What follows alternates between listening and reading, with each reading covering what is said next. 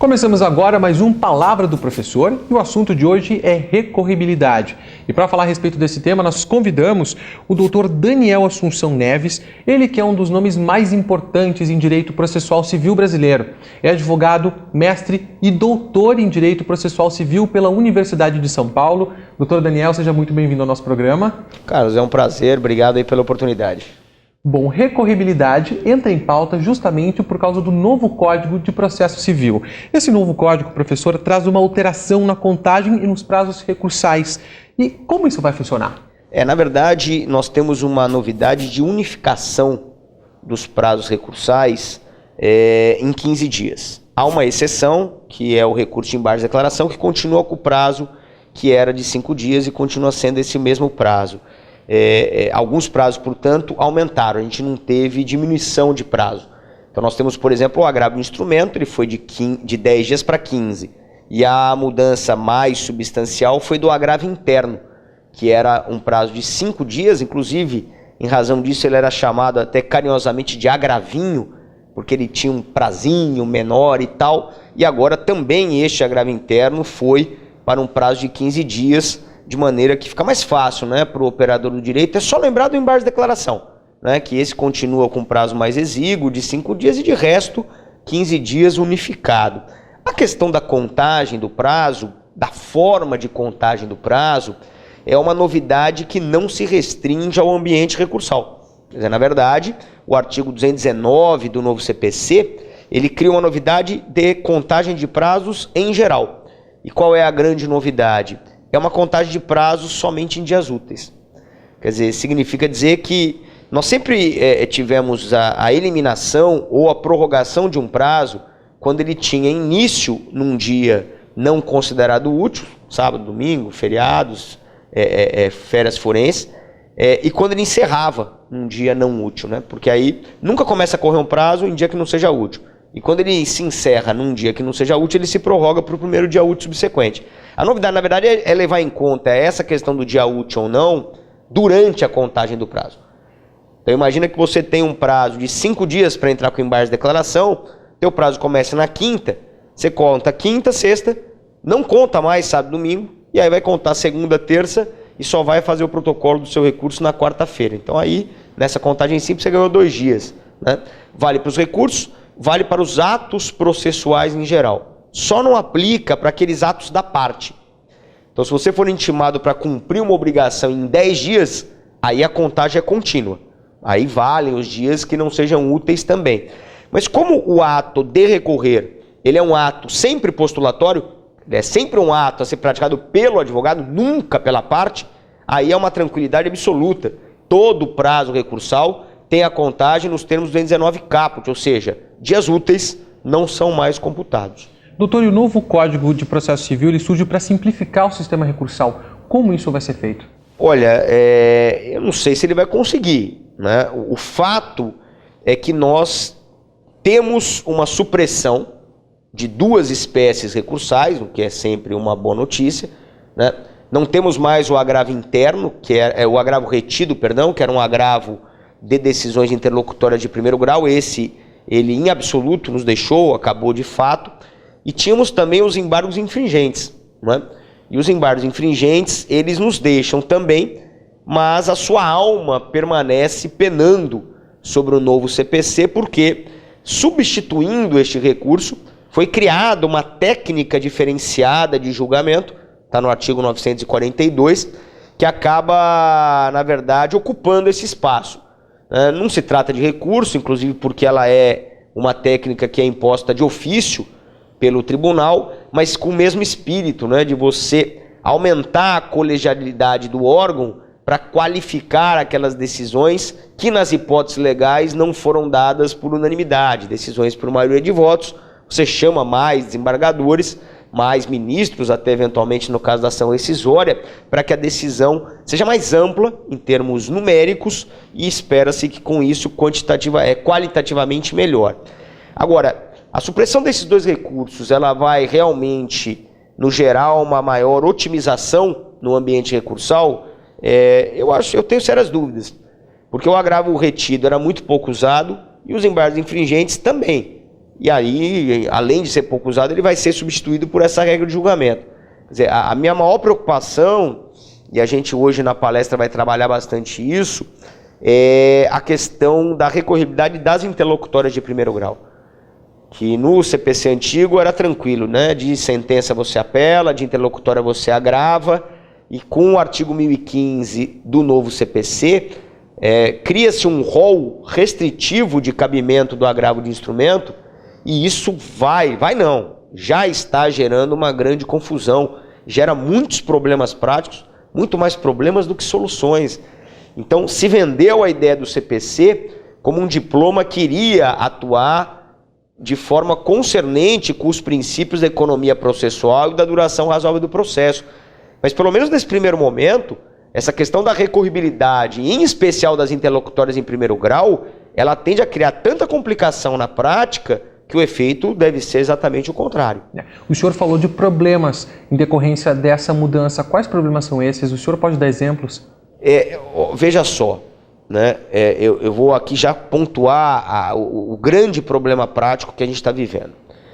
Você tem um rol de cabimento de agravo. Aquelas interlocutórias que não estiverem nesse rol, elas devem ser recorridas pela apelação, ao final do procedimento em primeiro grau, ou nas contrarrazões à apelação. Pois bem, é proferida uma interlocutória, eu como advogado tenho que resolver. Daniel, agrava, no erro agrava. Mas se eu agravar, e este agravo não for admitido, porque a hipótese não é do rol do 1015, pelo princípio da unirrecorribilidade, eu não vou poder recorrer de novo dessa decisão ao final na apelação nas contrarrazões. Então perceba que eu fico numa sinuca de bico. Por quê? Porque se tiver no rol, é tranquilo. Se não agrava, preclui. Agora, há uma interpretação deste rol, fatalmente uma interpretação será feita. Toda norma jurídica tem que ser interpretada. Não existe não interpretar normas.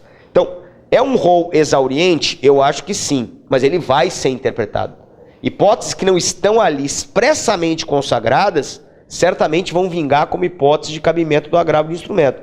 Agora, até que esse entendimento se consolide, a grande pergunta que o advogado vem fazendo é, e eu? Faço o quê?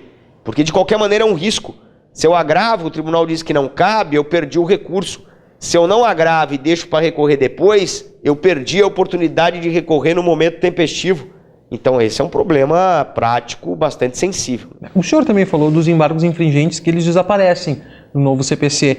Eles sempre foram muito criticados pelas pessoas do meio. Por que isso, doutor? Olha, os embargos infringentes, eu costumo chamar ele de recurso duro de matar. Duro de matar. Por que ele é duro de matar? Ou duro de morrer, se você preferir. Lá no Código 73, no Código Buzaide, ele já tinha sido retirado.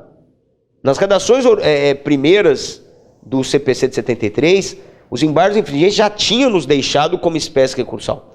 E aí lá na bacia das almas legislativas, resgataram o embargo infringente, sei lá da onde, e ele voltou a constar do rol recursal, constou a ser regulamentado. Só que se você pensar de 73 até 2015, todas as alterações que foram feitas nos embargos infringentes foram para limitar o seu cabimento. Cada vez com um cabimento, mas foram desidratando um recurso, de tal maneira que ele acabou sendo um recurso de muito pouca aplicação prática. E o que era ainda pior, um recurso traiçoeiro. Ele nos deixou, e eu vou te dizer que foi um dos maiores motivos de comemoração que eu tive. E por que ele era traiçoeiro? Porque o embargos infringentes, ele era um recurso ordinário. Significava dizer que se ele fosse cabível, você não podia entrar com RESP nem RE. E aí os tribunais começaram a modelar a hipótese de cabimento desse recurso além do artigo 530. Então, em hipótese que o artigo 530 não previa, os tribunais começaram a dizer que cabia embargos infringentes. Agora imagina o advogado que, confiante no texto da lei, diz, aqui não cabe, a lei é clara, não cabe, já vou entrar direto com o meu RE e RESP. Esses RE e RESPs eram inadmitidos por não esgotamento das vias ordinárias de impugnação. Então, além de ser um recurso pouco utilizado, era um recurso traiçoeiro. Então ele nos deixou e foi tarde. Em termos de alteração nos recursos, qual foi a mais significativa? Olha, na minha percepção, a mais significativa foi essa da recorribilidade das interlocutórias em primeiro grau. Quer dizer, essa confusão, né, é uma novidade para nós. No processo penal, eles já estão acostumados. Porque o recurso sentido estrito, que é um primo do agravo, ele tem lá um rol de cabimento exauriente. Só que para nós é uma grande novidade, e já está e vai dar ainda muito problema. E o que é curioso, Carlos, é o seguinte: essa técnica de recorribilidade interlocutória já tinha sido adotada no Código de 39. O código anterior ao de 73. E não deu certo. Lá no Código 39 só dava problema. Tanto que a recorribilidade plena das interlocutórias por agravo foi uma solução aos inúmeros problemas que tínhamos no Código 73. Agora a gente volta a uma técnica, né, que há 80 anos atrás não deu certo, com a esperança de que agora dê. É evidente que não vai dar. Doutor, em 2 meses de vigência do novo CPC, qual a avaliação que o senhor faz dele? É um caos, né? Quer dizer, é um caos anunciado, né? Quer dizer, os operadores, eles não estão preparados ainda na sua plenitude, não têm o conhecimento pleno do novo CPC. Os institutos começam a ser aplicados, então nós vamos tateando no escuro. Então nós temos aí o IRDR, por exemplo, que é uma grande novidade, já instaurado em vários tribunais. A gente está sentindo como é que isso vai acabar caminhando. Nós temos aí a sustentação oral por videoconferência, que era algo que eu não imaginava acontecer tão cedo, mas já está sendo também aplicada. Nós temos novidades que, malho malho, começam agora a ser aplicadas, e aí tem a riqueza de nos mostrar, muitas vezes na prática, problemas que nós não imaginávamos ter quando fizemos a análise teórica dos institutos. O judiciário, ele não se preparou estruturalmente para receber o novo CPC. Quem sabe até porque ele não consiga. E o que seria ainda pior, né? Não é uma questão de desídia, é uma questão de incapacidade, inclusive orçamentária. Pegue, por exemplo, a audiência de mediação e conciliação. Ela não está sendo designada. Não está sendo designada. Alguns juízes dão até uma satisfação para citar o réu e mandar contestar em 15 dias. Outros nem isso. E por quê? Porque essa audiência ela teria que ser realizada pelo CEJUSF, o Centro de Solução Consensual dos Conflitos. Só que os tribunais não têm estrutura para criar esses centros no volume de trabalho que é demandado. Então os juízes, na perspectiva de mandar o processo dele, e esse processo ficar 1, 2 anos esperando essa audiência, eles não marcam a audiência. Quer dizer, eles atropelam o procedimento previsto no novo CPC por falta de estrutura. E aí você vê, será que aí essa audiência, esse artigo 334 vai entrar naquela lenda urbana jurídica de que tem lei no Brasil que pega, tem lei que não pega, né? Então, essa aí não pegou. Então, vamos continuar fazendo como era antes. Vamos mandar citar o réu para ele contestar. E não para ele ir numa audiência de mediação e conciliação. Quer dizer, perceba, há novidades belíssimas, mas que sem a estrutura funcional apta a atendê-las de maneira eficaz, elas naufragarão, como já está naufragando de maneira assim grotesca esta audiência de mediação e conciliação, que é uma boa ideia, mas que se não tiver estrutura, ela não tem como ser implementada. Existe uma previsão de quando esse caos pode acabar? Não sou um otimista a ponto de ser bobo, não sou um pessimista a ponto de ser chato, mas eu projeto aí uns 2, 3 anos de caos, né? Assim, o caos absoluto. E aí a grande questão é essa, já era esperado, todo mundo sabia que ia dar muito problema. A grande questão é, passado o período de caos, nós vamos conseguir atingir um estágio de maturidade para fazer com que esse CPC realmente seja o diploma processual que se prometeu que ele seria? Se a gente fizer uma média dos CPCs que a gente teve aqui no Brasil, eles vão vigir numa média de 40 anos. Então, sei lá, se você tiver 3, 4 anos de caos, mas depois uns 35 de efetivação de tutelas de maneira mais adequada e tudo mais, quer dizer, se nós tivermos que passar pelo purgatório para chegar ao paraíso, vale a pena. Mas historicamente nós não somos pacientes. Então quem sabe daqui a 2, 3 anos, com algumas coisas não funcionando, a gente não tenha a maturidade, a paciência suficiente para esperar aquilo passar a funcionar. E aí já vem uma primeira reforma do novo CPC, uma segunda reforma, e a gente já volta àquele ciclo interminável de reformas pontuais do Código de Processo Civil. Mas tem que ser otimista. Eu sou realista, quer dizer, até porque pouco depende de mim, entendeu? Então, se eu sou, eu acho que vai dar certo, eu acho que não, eu já parei de pensar nisso. Eu vou viver no dia a dia, que nem o Alcoólitas Anônimos, um dia depois do outro. Então, cada dia tem um problema. Aí eu penso aqui, amanhã é outro problema, e aí nós vamos andando. Tá certo, doutor Daniel, muito obrigado pela sua participação no nosso programa. E o Palavra do Professor fica por aqui.